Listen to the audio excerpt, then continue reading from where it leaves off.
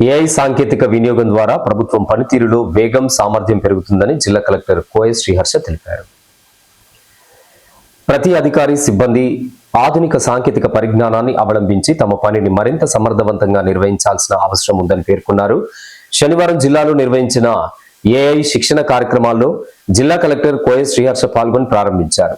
సందర్భంగా కలెక్టర్ శ్రీహర్ష మాట్లాడుతూ నూతన సాంకేతిక పరిజ్ఞానాలను స్వీకరించడం ద్వారా పనుల్లో వేగం పెరగడంతో పాటు సమయాన్ని ఆదా చేయవచ్చునని తెలిపారు. ప్రతి ఒక్కరూ ఏఐ వంటి ఆధునిక సాంకేతికతను నేర్చుకొని తమ దైనందిన విధుల్లో అమలు చేయాలని సూచించారు.